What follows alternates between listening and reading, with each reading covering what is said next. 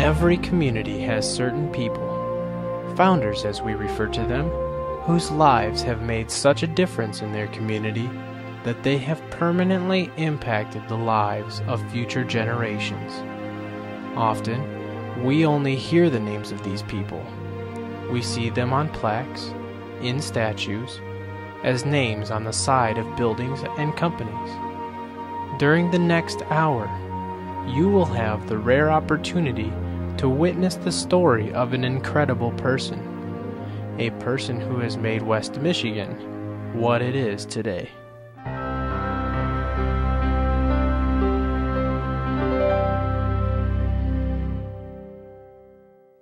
Welcome to West Michigan Biography.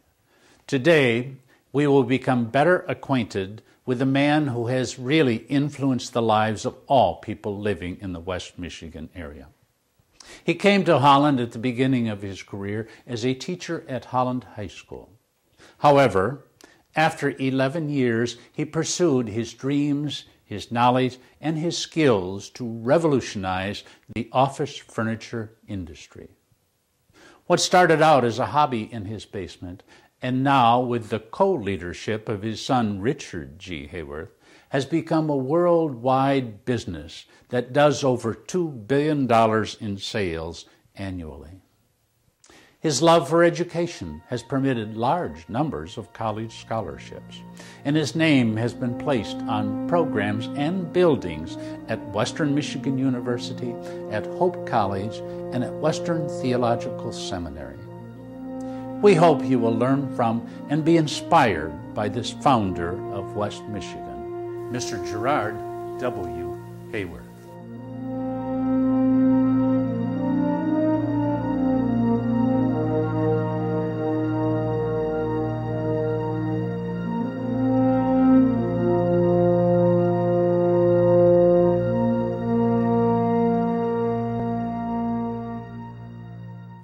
My folks grew up in central Iowa, and as young people they attended the same church and became acquainted in their late teens. And at that time in Iowa, the education played second place to work. They all, when they were old enough and strong enough, they were used on the farms. My dad worked for my granddad who had a large farm, and he enjoyed that, but he had a determination that he wanted to do something else in life. And as he grew in from the 18th century to the 19th early century, he made a resolve that he was going to do something on his own. He and Mother had kept company by church going and working for his grandpa. He had bought a new buggy, and this buggy had red wheels and a spirited little horse that he would court my mother in. And at that time, they made friendships that lasted a long time.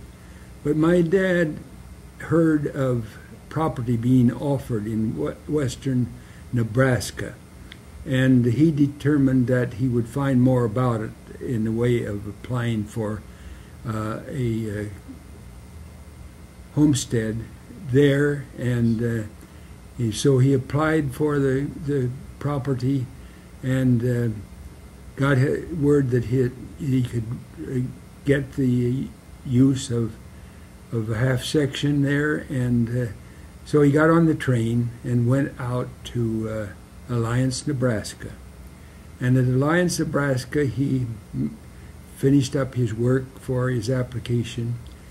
He had brought his horse and buggy on the train, and on the train he unloaded there and bought some wire, which he had to wire in his property, made arrangement at the bank to borrow money for some young cattle, and so he went out to his would-be ranch and immediately started to build him a sod shanty.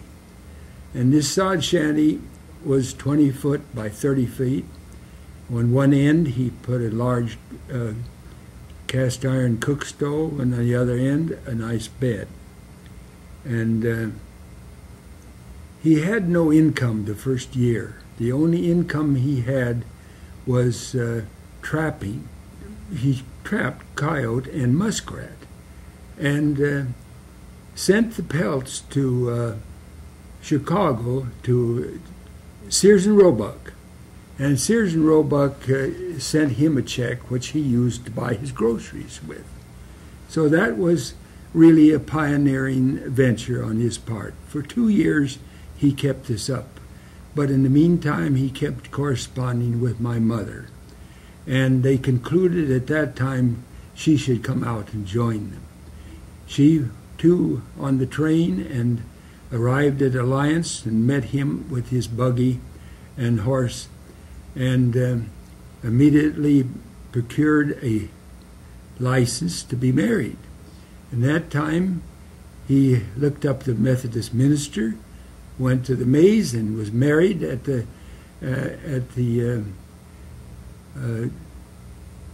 minister's office, and then they lit out for their homestead, which was 21 miles away, and that's quite a trip. So this is the way that my folks established themselves. Mother giving a great dimension. She loved animals. She loved cooking, and this eased Dad's life very, very much.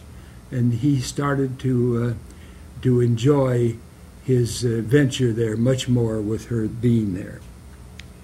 Folks, this went on for a couple of years, and then yours truly was born in that sod shanty, and I was born of good Christian solid parentage, and it has been an effect on my life forever. Growing up on a farm taught G.W. the importance of hard work and accomplishment. These two fundamental skills became the driving force behind his life. From the homestead, Dad determined that the size of his land was not sufficient enough. He sold his homestead off to a larger rancher close to him, and bought a place in eastern Colorado and moved there in eastern part of Colorado, a little city by a name of Kit Carson. And at Kit Carson, it was there that I started to school. I started in a one-room schoolhouse, and a teacher. I was starting as a first-grade student.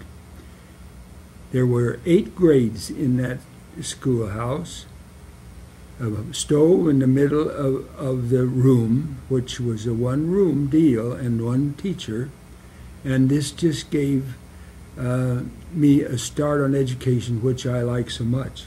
And I remember my first-grade teacher by Miss McKeever.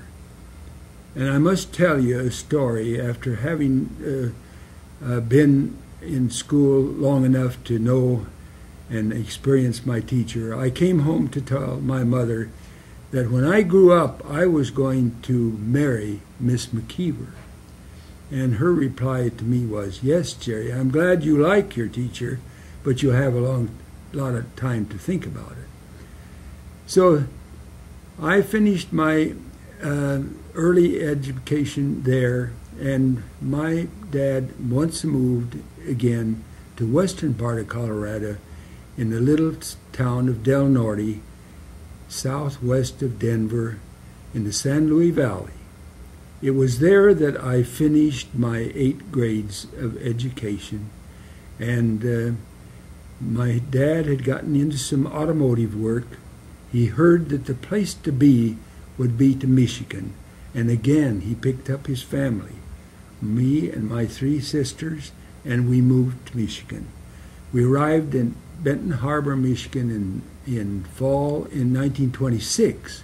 And we had to get into school right away because school had already started when we had arrived. I arrived in Benton Harbor. We had a wonderful high school, and I just enjoyed my high school experience there, learning about the advance as the education proceeded. And I got my first courses in shop courses, which really was something that I had always wanted. And my teacher was very good at what he did, and used to be a man in business. And he took over this teaching job, and he took care of my learning how to use my tools, and it was the basis of some of my afterlife. But when we picked up there, and I graduated in 1930. In 1930 was the Great Depression. There was not a job to be had. So I looked around, and finally I got an order or a job at the Peck's drugstore in Benton Harbor. And I started my work there for $3.75 a week, and I was just glad to have a job because my other friends did not have jobs. And I stuck at the job and did what I thought was a good job, and I did that for almost 2 years. Then something happened in the Peck's drugstore. I had a switch in managers, and a new manager came to me. And I worked for him for about 3 months, and he came to me one afternoon and said, "Jerry, you're too good for this job. I like you here, but you've got to get back into college." And I said, yes, I would love to get back into college, but I did have no means, and I couldn't ask my dad. He was having trouble taking care of his family at that time in the strict Depression days of 1930. And he said, "Well, you come to work Friday, and we're going to take a little trip." And I said, "Yes, where are we going?" He said, "We're going to Kalamazoo." And I was there Friday morning with my best tugs on, and we went to Kalamazoo to a sister store, and he introduced me to the manager there and said, "I have a real good boy here that needs some part-time job, and he needs to get back into college. And if you could give him some time so he could get in, we'd sure appreciate it." He said, "Well, I'll try him." And I went away elated. I sent my credentials to Western. It was received, and I had made good grades in Benton Harbor High, and they gave me a scholarship. And so I just thought I was going fine.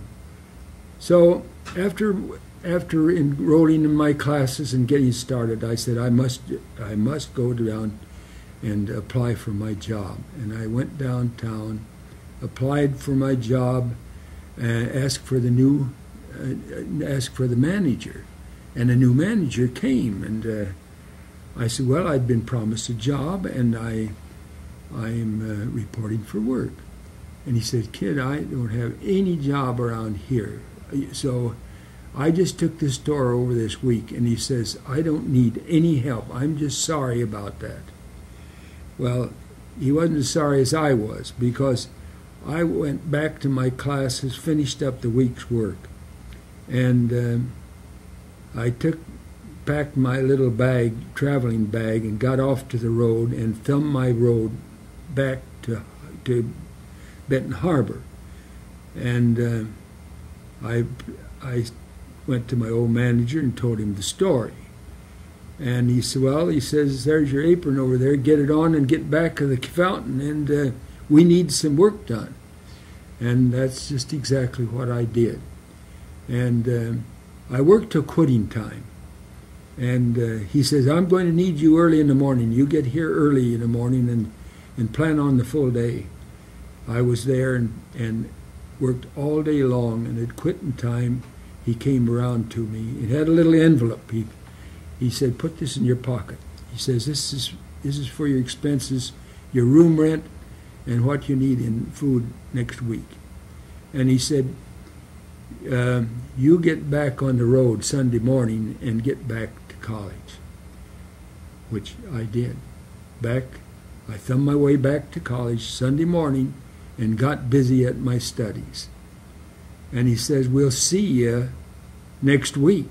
And so I had a pattern set. Every weekend I'd hitchhike back and work at my job, and back to school on a Sunday, and this went on for the whole first semester, in sleet and rain and all kinds of weather.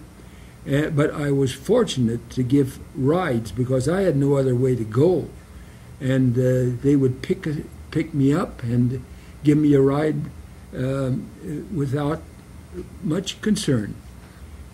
So that was a time in my life which, and after I had completed the first term, I got a job on the campus parking cars, and then I thought I'd really arrived because I did have a steady job, and I knew I could finish my college education. Yes, 4 years went in a hurry. I enjoyed my courses very much. And being 3 years older than most of the students in school at that time, I think I had an advantage because I was a bit more mature, and I took very seriously my courses, and I graduated with honors at head of my class. And just in looking back, it was the courses that I took in shop courses that gave me a chance for a permanent job in life. And as my courses had been succeeded in getting good grades, I was offered several jobs. They were in demand at that time, and my girlfriend that I had met in college was assigned to a job in Zeeland, Michigan. And it made me quick deciding on Holland because that was the place that I had been offered a job. I quickly accepted the job. It was $1,500 for the first year. I had to do a little bargaining for that, but I had 3 different schools that were after me. And Mr. Fell, my superintendent, said, Jerry, we need you. We want you, but $1,500 is the best we can do. And I said, I'll take it. With his roots firmly planted in West Michigan, G.W. was able to pursue his passion in the craft that he loved, industrial arts.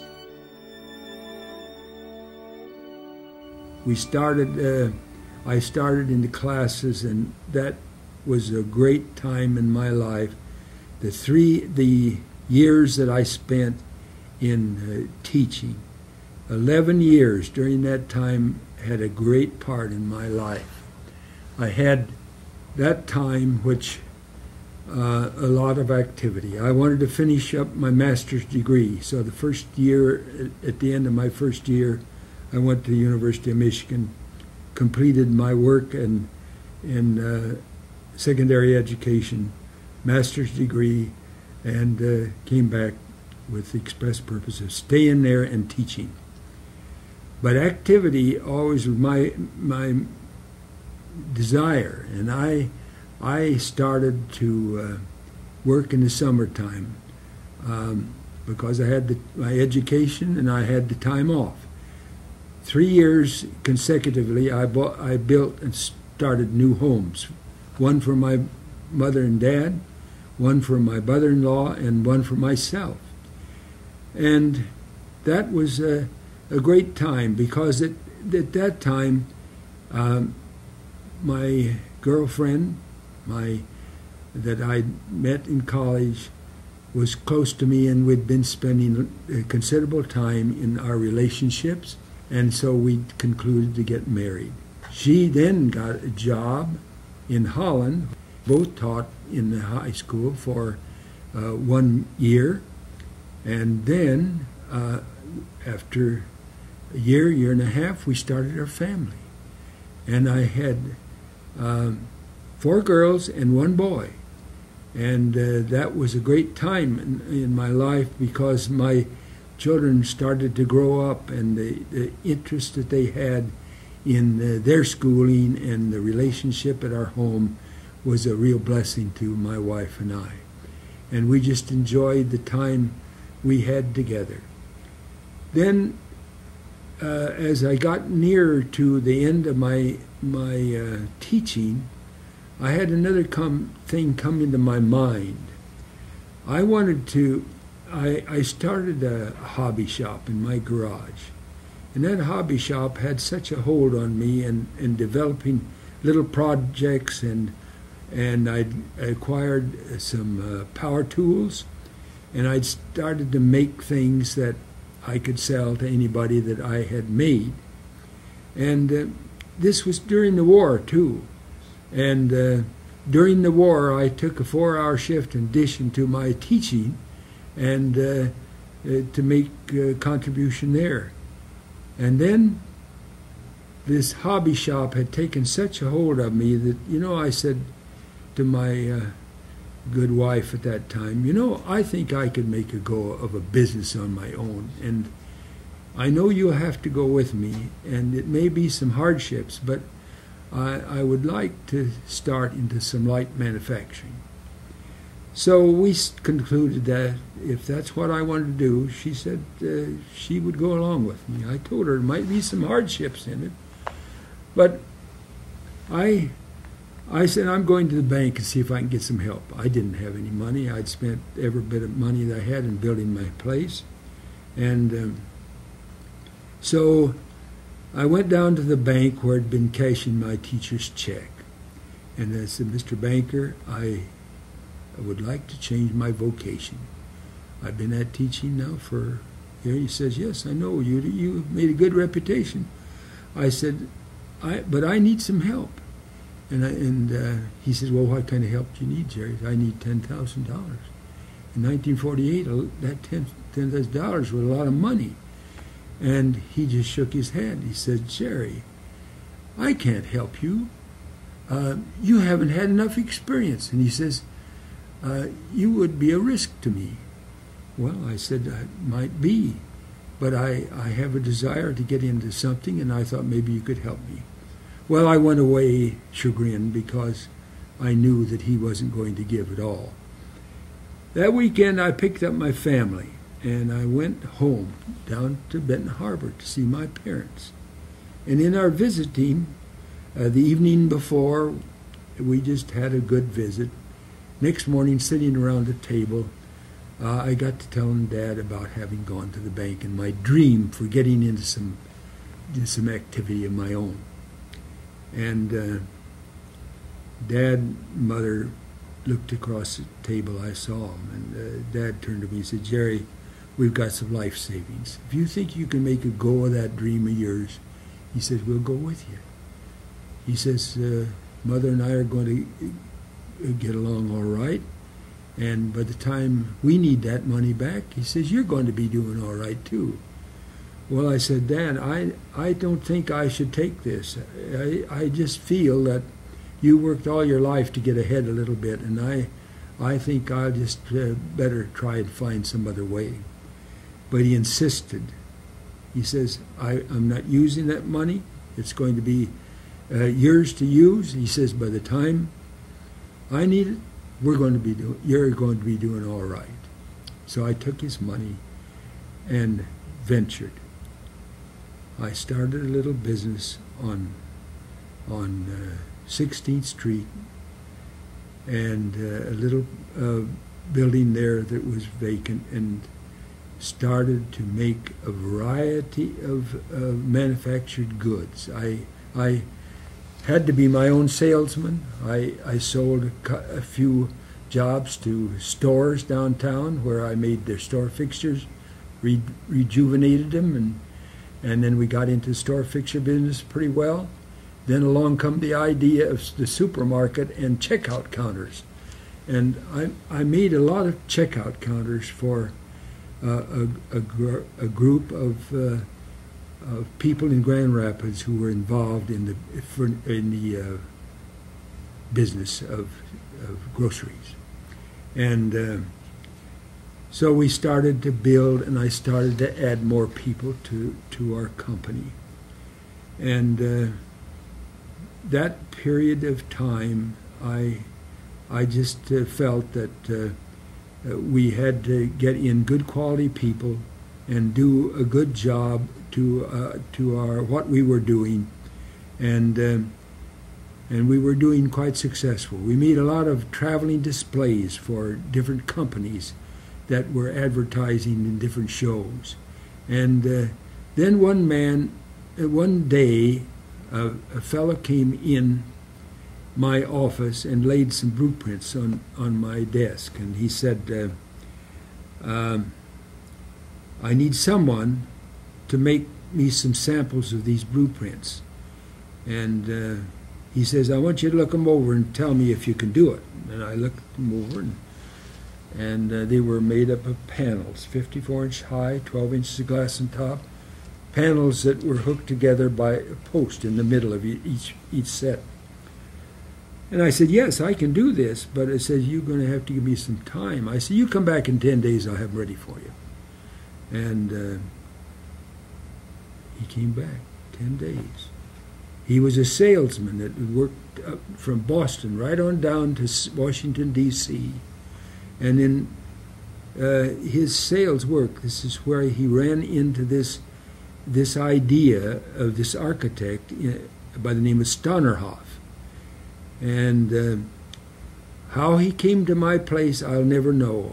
I said it was a miracle that he ever found me, because here I was in a remote place in Holland, and he was from out east. I found out later that he did live in Grand Rapids. But how he found me, I never knew. But the idea that he gave to me, in the sample that I made for him, he said, may I take these to Detroit? I said, sure. We loaded him into his station wagon, and off he went to Detroit.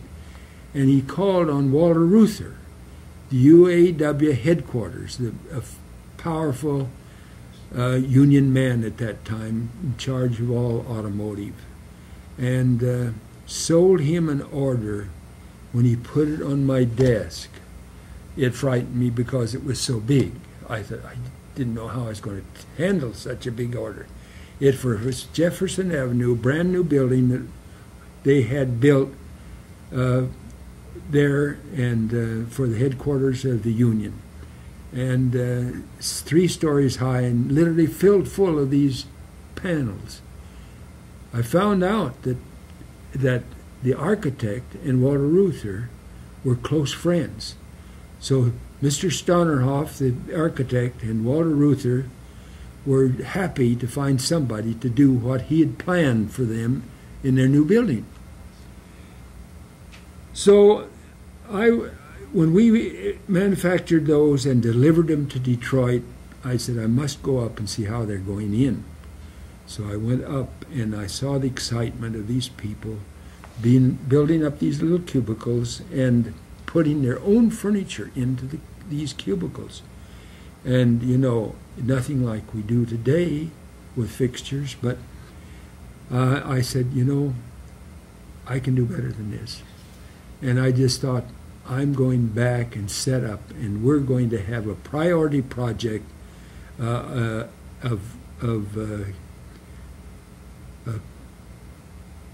units that we own and can manufacture in our own development. I had to do a lot of work on the next job. I found out that no floors are ever level, and we need to put levelers on the bottom. We had to be a better hooking proposition to putting them together. And that is, and the young man says, I'd sell for you. I said, I'm going down the East Coast. I can find a lot of sales. Well, I said, you do it. But in the meantime, I've got to get out some literature, and we've got to get into business. So I started to, with getting people interested in it. I got a couple people working for me in the office that developed some literature that we had to get out to sell by. And the orders started to come in, which we started to grow. And I never dreamt how fast we would get into a business which was our own product. And so we had control of it. We set up sales on it, and the thing just grew so beautifully that that's a long story. With the success of his products, G.W. had the support of his family and dedicated employees to meet the challenges of a growing business. There was a tremendous amount of work that I had to do in organizing the business that we'd found ourselves into. And I had to really know that I had to get more depth and help than I had. So we started to look for and hire people who had been in bigger businesses than our own to help us grow in the method that which we were facing. And so we added people in finance, people in sales, people in the reaching out to our customer. Then to do that, we had the people in the field. So we established a organization of dealerships, and that spread out eventually through the United States. And so there was a time that we just kept doing that, and in addition to that, we started to acquiring companies that we thought would add to the volume of our business. And there was a time then that we said we're dealing with customers like Motorola and EDS and Hewlett-Packard and companies like that if we did a good job, they'd come back to us, and they had big capacity and needed the product we're making. So we found out that the product we're making was so great.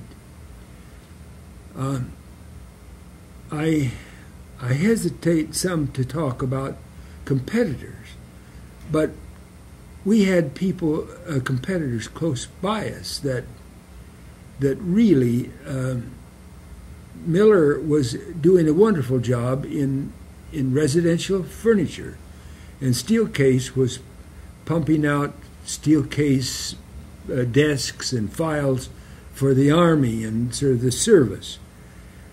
When Miller started to see how well we were doing in this fair, they said, well, we can do that too, which they could.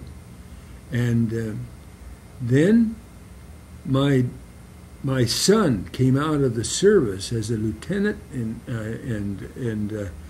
I put him to work on product development. And Dick was just a natural for that. We hired our first engineer to work with Dick on that. And so the growth that we had there was pretty explosive, but the competition started up pretty well too, and they had a better organization and a better background than we had. So I said, I would like to meet with the Steelcase people. I told Dick we'll meet him up in Grand Rapids in a meeting and have a little go at asking if they couldn't pay something on using our patent. We sat there and negotiated with them, and they just as good as said, we've changed it enough that you don't have to worry about our being, that you have an advantage on us. And I said, well, I contest that, and I said I didn't want to get into a suit to prove it, but I guess that's the way we have to go. And Dick and I left and decided that we would file suit. And we went to Kalamazoo, we went to Grand Rapids, we went to, finally ended up in a suit in Washington, D.C. We had some great help in this suit by experienced people, but we thought our patents were worth something, and they did too. And it took us almost 10 years to win that suit against Steelcase, and we were awarded $214 million in one of the biggest suits in the patent program. Miller then thought that they ought to talk, and we settled with them for $50 million. And all of our other competitors paid up that was using our patents. So patents, we found out, were very valuable, but they were very expensive to get and to get approved, because we had to prove they had to prove those patents in many places to get them accepted, our product. But anyway, we found out that this was a great boon to us to be able to have money to expand and to use in good people, and our sales just kept going, but they kept going because we had added a lot of wonderful people that had depth in product and in sales and in servicing of all kinds of service to customers, and it just seemed like we were riding the crest. So it is that time that my son and I said, Dick, he had a better education background than I did. I said, Dick, you take over this company. My wife was having trouble at that time with cancer, and I lost her, and I wanted to spend a little time with her before. So Dick took over the company, and then our sales just kept boomerang, and we bought places overseas. But reaching out is something that is a result of doing a good job in-house and having good people to represent products. And I would say that this was the trademark of our company, was quality. Quality of what we did in the way of people, first and foremost. Quality in the product we made, quality in the service that we gave our people in the field. And that's how we built a business. So our sales in 1976 sakes only about $10 million. In 10 years later, it was 30 times that. 30 times the sales. So we were doing 300 million in sales, and in the end of the century, we were up to over $1 billion, and this was from scratch. As the business kept growing, G.W. and his son had to rely on their intuition to keep the company privately held and ahead of the competition. Finance was always a problem with an expanding business, and I was trying to work it on my own and do jobs that I could collect and put back into the hopper to do the next job. And there's many a time that I've gone to Grand Rapids to collect a job for a payroll that I had to make by Saturday, you know. And these are things in my life that always was a factor. But one day, a young man by Den Herder of Zealand came into my office and said, "Jerry, how's finance going?" And this is early in my getting into business.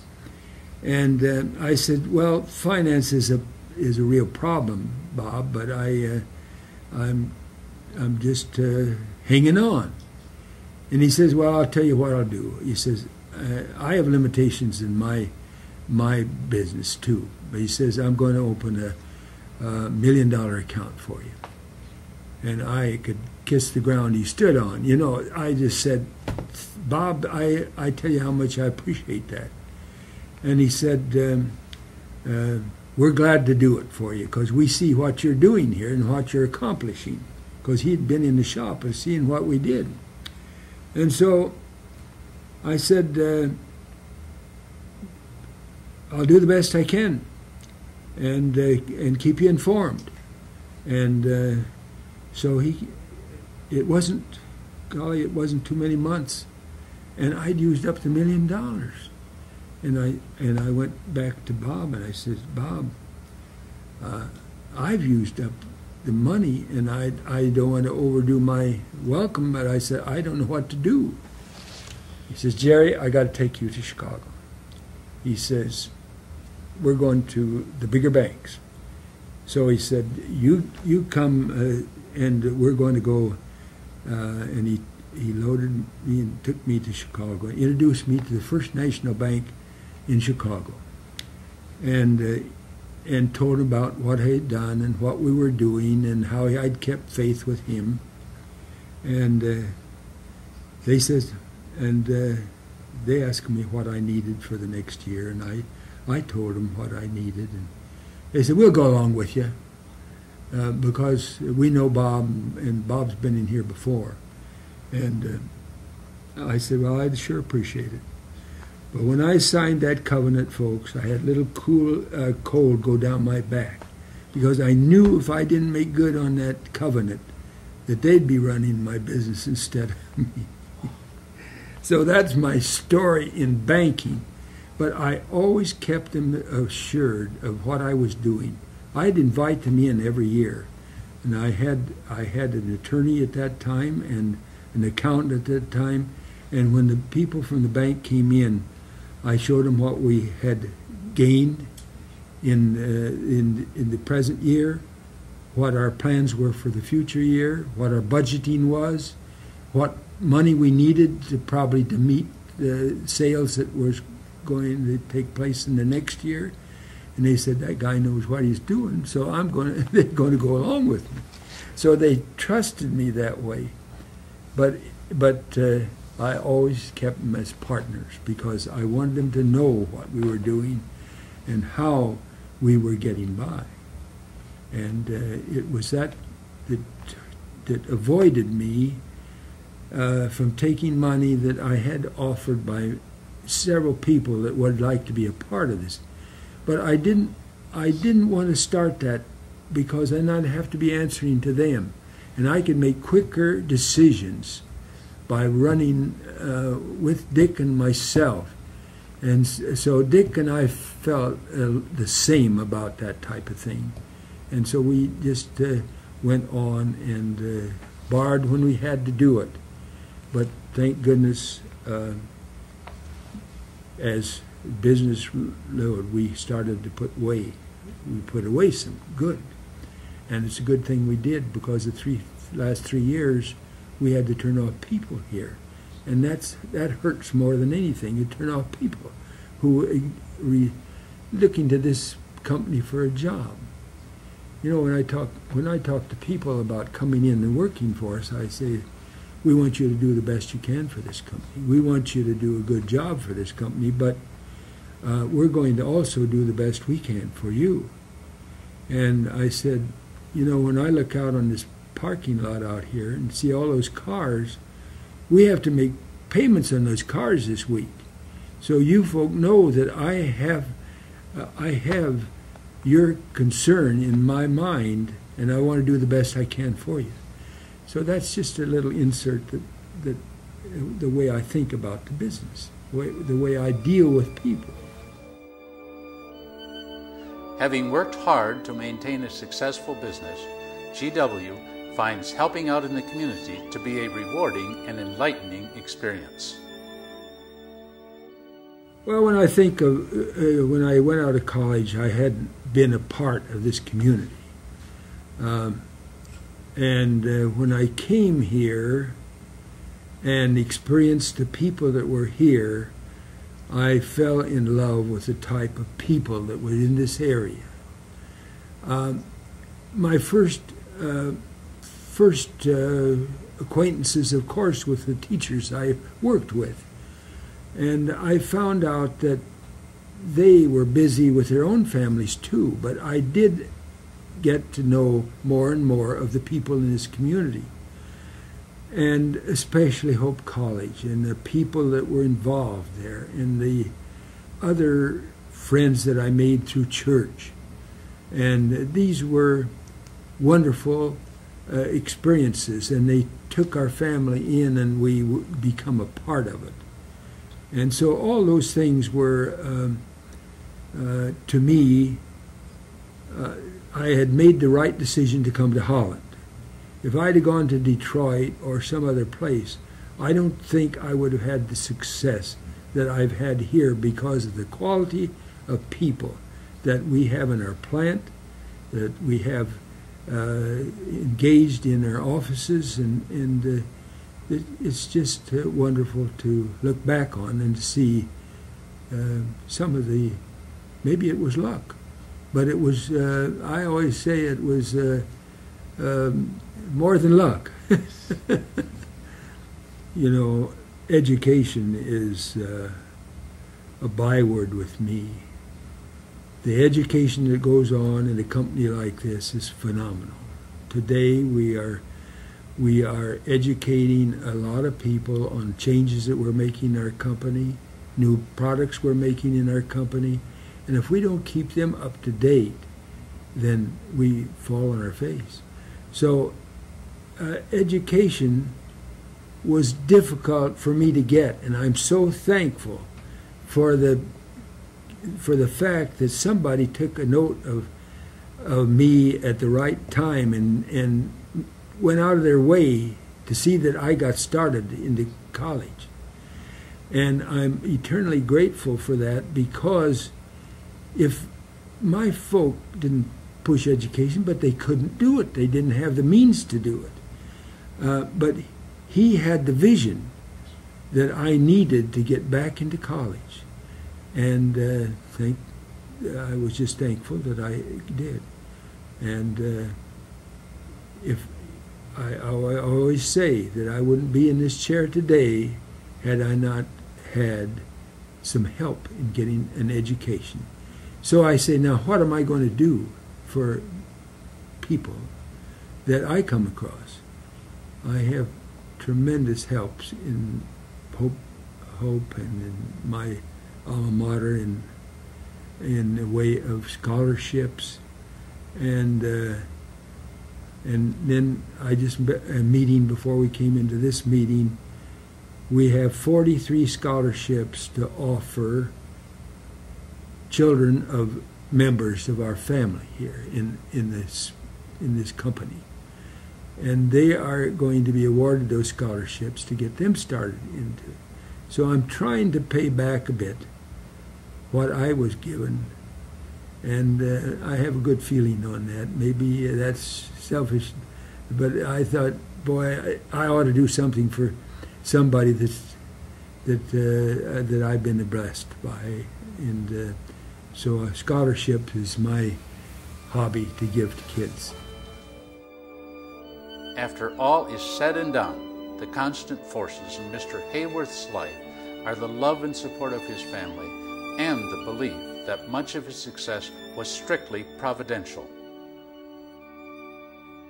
Well, I'd like to, I met my college sweetheart while in Western. She came to teach in Zeeland and then 1 year with me in Holland. And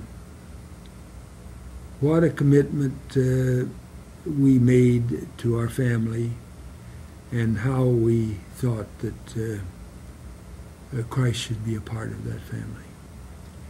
And today, I'm so thankful. I don't have a child that I'm worried about. I have 23 grandchildren. I have 32 great-grandchildren. And I have no worry. But I'm so thankful that these kids are, you read so much in the papers about kids going off tangents. And I'll tell you, there's something that keeps them on the road. My good wife spent so much time with our children when they were growing up. I was awful busy. What time I spent with them had to be very intense. And I enjoyed it very, very much. But so much credit I should give to her.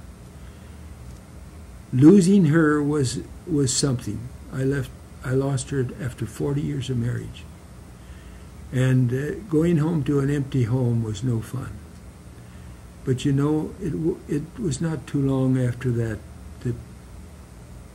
very close friends of mine introduced me to my second wife that I met, and she was in need of companionship. I was in need of companionship, and the good Lord was good to both of us to get us together, and that relationship that we developed, and she never had children, and she just adopted our children with great glee, and she just loved them, and they loved her.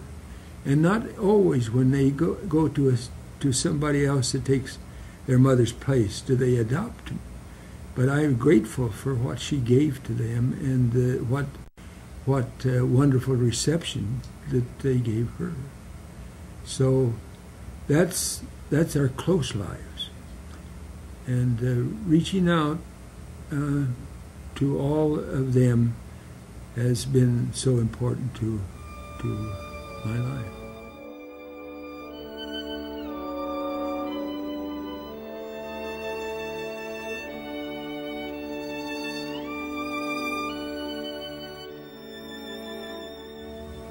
When you accomplish something in life, you've got a lot of help. And my members here should have a lot of credit for the satisfaction I've gotten out of this company. And Dick and I have tried to make the best we can for them. We want them to know that in good times we do better with them, and we share with them. And still we've got to acknowledge the fact that we cannot do it without them. No company is made by one man. It's made by a combination of dedicated people that set their shoulder to the wheel and make it as what it's become. So I'm so proud of so many of our people that have done such a good job. They've done things that I couldn't do. I could not do. And they do it better than I can do. And I give them credit, and they should be noted for the accomplishments they've done. I just think that this business is is a good business because it's comprised of good people. Well, I talked to a number of my kids and a number of kids that I have been acquainted with in school, and they come to me and talk to me about it, and I say it all starts with some determination in your life. You've got to set your vision out there someplace. If you have a special knack in or ability, you've got to capitalize on that. If you have an urge to get into medicine or the fields of that, you got to start realizing what it means to get into that. You got to realize that you have to pay a price for that. You have to dedicate your reading and your education along that line so that you can realize it. But it's so much of it is the way you educate yourself and the determination you put in your mind that you're not going to give up. Determination carries a youngster a long ways if he gets it early in life and sets his goals. And so set your goals early, determine what you think you would enjoy in life. But you've got to like what you do in life. You've got to enjoy what you do in life. If you don't like it, if it comes to be a drudgery, you've got to have a challenge. You've got to have a challenge. So that's what I tell them.